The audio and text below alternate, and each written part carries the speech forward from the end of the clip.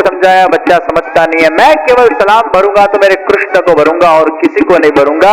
राजा के आप नौकर हो, मैं नहीं हूं। अरे बेटा समझ, राजा को अगर सलाम नहीं भरेगा तो अपना राज्य के अंदर रहना मुश्किल हो जाएगा। बच्चा कहता है मैं कुछ सुनने को तैयार नहीं। बच्चा भी जिद्दी।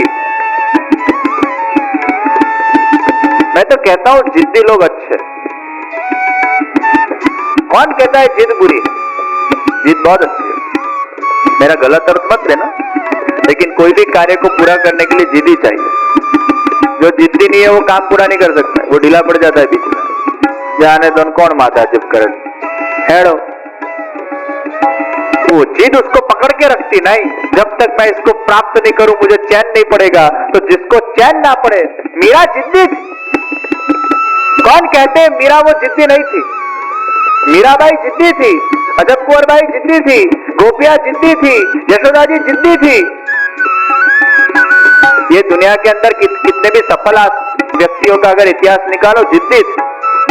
तो जिद के बिना आदमी कैसे काम कर सकता है? तो ढीला पड़ जाएगी। ढीलो पोर तो मानस क्या दिया करो। जिद चाहिए, उसको बरकरार रखती है। वो फोर्स उसके अंदर आता ही रहता है एवरी डे।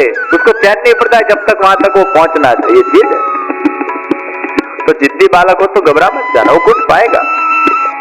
बड़ा बड़ा माता पिता मारे पास આવતા હોય, અમારો છોકરો એટલો जिद्दी, સાંભળતો જ નથી, માનતો જ નથી, जिद्दी। अच्छा है जिद्दी है, कुछ करेगा बड़ा होके भाई। जिद्दी आदमी की बात कुछ अलग होती है भाई। दुनिया के सिद्धांत एक तरफ, उसके सिद्धांत एक तरफ।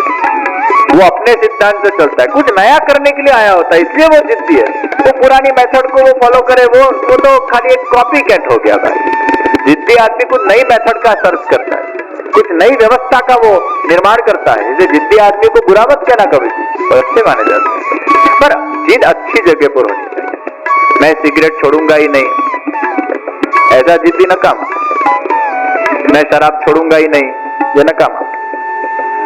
जिद्दी जिद अपनी अच्छी दिशा में होनी चाहिए। फिर दिशा, जैसे पानी गंदा भी हो सकता है और पानी शुद्ध भी हो सकता है। पानी को गंदा भी किया जा सकता है और पानी को स्वच्छ भी किया जा सकता है। वो पानी की दिशा के ऊपर आधारित है, पानी कौन सी दिशा में जाता है। अगर वो नदी के माध्यम से जाता है तो मधुर बन जाएगा, और गटर लाइन के अंदर जाएगा तो गंदा बन जाएगा। उसी प्रकार जिद कौन सी दिशा में जाती है उसका महत्व है। अगर अच्छी दिशा में गई वो जिद उसको भगवान तक ले जाएगी, अगर खराब दिशा में गई वो जिद उसको हैवानियत तक ले जाएगी। वो जिद की दिशा नक्की होनी चाहिए, कौन सी दिशा में। दादा बाजो छोकरा बोले हूँ तो स्कूले नहीं जाऊं, पाछो कथा में सामड़ी ना आवे कि जे कीधुं जिद्दी माणसो सारा ले, तो इंटरप्रिटेशन फिर गलत हो जाता है उसका। तो छोटा बालक जिद्दी था, नहीं माना, और जिद्दी व्यक्ति को भय नहीं होता है। मैं तो कहता हूं जिद्दी आदमी लोभी नहीं होता है, कमजोर आदमी लोभी होता है। उसको डर लगता है कि मेरे हाथ में से फिसल जाएगा तो, मुझे नुकसान हो जाएगा तो। जिद्दी आदमी को परवाह नहीं होती, जो करना हो करो, वो उसकी दुनिया में होता है। जिद्दी आदमी बेपरवाह होता है, कई बार उसमें नुकसान भी जाता है, उसकी तुमा की है उसको लॉस भी जाता है, नुकसान भी जाता है उसको, लेकिन कुछ अलग रूप से बाहर आता है, निखर के बाहर आता है। ये छोटा बालक जिद्दी है, नहीं मान रहा है। दूसरे दिन राजपूत ने जाकर राजा से कहा बच्चा मेरा मान नहीं रहा है, राजा आपको जो करना हो करो। राजा क्रोधायमान हुआ, सैनिकों को कहा जाओ सैनिक, मैंने वो बच्चे को शांति से समझाओ, नहीं माने तो मार ठोक कर घसीट कर मेरे राजमहल में उसको लाओ। मैं भी आज देखता हूं कि कैसे वो मुझे सलाम नहीं करता है। सैनिक निकट पड़े हैं, घोड़े निकट पड़े हैं। 10-11 वर्ष का ये बालक भगवान कृष्ण की सुंदर मूर्ति के सामने बैठकर भगवान कृष्ण का स्मरण कर रहा है, चिंतन कर रहा है, गुणगान गा रहा है, भजन कर रहा है। यहाँ ये बालक भगवान का भजन कर रहा है और यहाँ ये घुड़सवार निकल पड़े।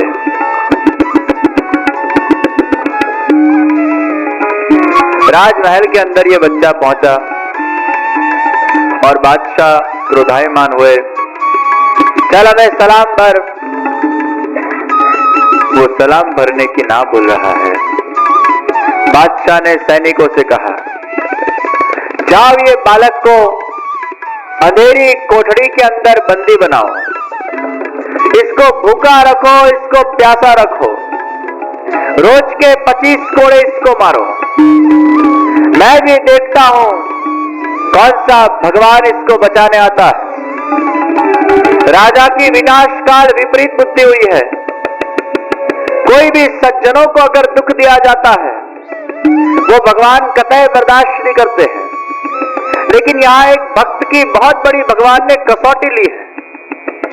आज एक भक्त जो भगवान का नाम स्मरण करता है उसको मार खाना पड़ता है, उसको कष्ट सहन करना पड़ता है।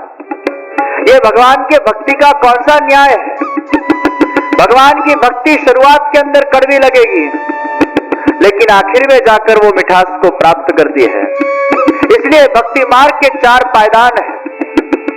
सबसे पहले भक्ति मार्ग के अंदर भगवान कसौटी लेते हैं, भगवान कष्ट देते हैं, भगवान परीक्षा लेते हैं। फिर दूसरे पायदान के ऊपर भगवान भक्ति मार्ग के अंदर सत्संग देते हैं। तीसरे पायदान के ऊपर गुरु की कृपा होती है और चौथे पायदान के ऊपर गोविंद की साक्षात प्राप्ति होती है। ये भक्ति के 4 पायदान है। उसमें पहले पायदान के ऊपर ये भक्त पहुंचा है, उसकी भगवान बहुत परीक्षा ले रहे हैं। आप भी जब भक्ति करो और आपके जीवन के अंदर अगर कष्ट आता है तो समझ लेना ये भगवान हमें तपा तपा तपा तपा कर हमें सोना बना रहे हैं। सोना जब तक तपता नहीं है तब तक वो सोना नहीं बनता। जीवन के अंदर व्यक्ति का मन भी जब तक तपता नहीं है तब तक उसके मन में भगवद आश्रय वो दृढ़ नहीं बनता है। भगवद आश्रय दृढ़ बनने के लिए भगवान उसको संघर्ष देते हैं, परीक्षा देते हैं, कसौटी देते हैं। ये छोटा बालक कैद खाने के अंदर बंदी बना और जोर जोर से उसको कोड़े पड़ने लगे। एक कोड़ा पड़ा और मारने वाला पूछने लगा, एक एक कोड़ा पड़ने लगा और उसके हृदय में से, जहन में से कृष्ण नाम के उद्गार लगने लगे। बुंदेलखंड की ईंट ईंट तो कृष्ण नाम से भाव विभोर बनी है। भूखे प्यासे पहला दिन समाप्त, दूसरे दिन भी और 25 कोड़े पड़े। 2 दिन समाप्त हुए और मारने वाला थकना नहीं है, मार खाने वाला भी थक नहीं रहा। उसके चेहरे के ऊपर वही प्रसन्नता है, वही आनंद है, कोई रंज नहीं है, कोई शोक नहीं है। 50 कोड़े समाप्त हुए। मारने वाले को लगा ये कोई दैवी जीव लगता है, इसको मारकर मैं दोष में क्यों पड़ूं। मारने वाले की पत्नी रानी की दासी थी। मारने वाले ने पत्नी को कहा, पत्नी ने जाकर रानी को कहा, रानी ने जाकर राजा को कहा। रानी ने राजा से कहा, महाराजा एक निर्दोष बालक को इतना मारना ये कौन सा न्याय है? अरे ये हमारा काल बनकर ना आए। महाराज की बुद्धि भ्रष्ट हो गई थी। अहंकार में व्यक्ति अंधकार को प्राप्त करता है, लोभ में व्यक्ति अंधकार को प्राप्त करता है, द्वेष में व्यक्ति अंधकार को प्राप्त करता है। फिर उसको कुछ दिखाई नहीं देता है, केवल उसका अहंकार दिखाई देता है। मंत्री को बुलाया और पूछा कितने कोड़े लगे उसको। मंत्री जी ने कहा, महाराज 50। एक काम करो, कल से उसको 25 नहीं लेकिन 50 कोड़े मारो। मैं भी देखना चाहता हूं ये बालक कौन सा काल बनकर आए। तीसरे दिन भूखे प्यासे उस पर 50 कोड़े लगे। 100 कोड़े समाप्त हुए और भगवान का भी 100 के साथ का कोई नाता। शिशुपाल ने भगवान को 100 गालियां दी थी, भगवान ने उसका देह अपने मुख से अलग कर दिया था। यहाँ 100 कोड़े पड़े हैं। अब भगवान ने सोचा इसकी परीक्षा का अंत हुआ है। इतना मारने के बाद, इतना कष्ट सहन करने के बाद भी इसको मेरे प्रति अभाव नहीं आया। प्रियजनों, हमारा स्नेही व्यक्ति हम किसे कहते हैं? हमारा प्रेमी व्यक्ति हम किसे कहते हैं? जो हमारा कितना भी स्वभाव खराब हो, आदतें खराब हो, हमारा नेचर खराब हो, लेकिन फिर भी उसको हमारे प्रति अभाव ना आए, वो हमारा सच्चा प्रेमी है, वो हमारा सच्चा मित्र है। उसी भांति भगवान हमारे साथ कैसा भी सुलूक करे, लेकिन फिर भी भगवान के प्रति हमें अभाव ना आए, वो भगवान का सच्चा भक्त है। भगवान भी ऐसे भक्त की तलाश करते हैं कि मेरे ऊपर इसको कितना विश्वास है। 100 कोड़े समाप्त हुए और अब ये बादशाह के पाप का घड़ा भरने लगा है। आधी रात को दूसरे देश के सशक्त राजा ने बुंदेलखंड की सीमा के ऊपर चढ़ाई की है और आधी रात को चढ़ाई कर कर सभी सैनिक जो नींद में सो रहे थे वो सबको मौत के घाट उतार दिया है। आग की लपेट के अंदर बुंदेलखंड की पूरी सीमा आ गई है। वो दूसरे सशक्त राजा ने आधी रात को जाकर रानी वास के अंदर जाकर वो राजा के बालों को पकड़कर उसको नींद में से उठाया है, बाल खींचकर उसका धड़ माथे से अलग किया है। वहीं के वहीं वो बादशाह मौत के घाट उतरा है। दूसरे देश के सशक्त राजा ने बुंदेलखंड की सीमा के ऊपर चढ़ाई की है। दूसरे दिन की सुबह हुई है और दूसरे दिन की सुबह सब कैदियों को, निर्दोष कैदियों को जेल में से मुक्त किया गया है। वो सब कैदियों में से ये छोटा बालक भी मुक्त हो गया है और जहां बाहर निकला, ये कोई इंसिडेंस नहीं है, ये इत्तेफाक नहीं है, लेकिन जहां वो बाहर निकला तुरंत उसको 15-20 लोगों का सत्संग मिला। एक संघ मथुरा जा रहा था, वो संघ के माध्यम से वो भी मथुरा जाने लगा।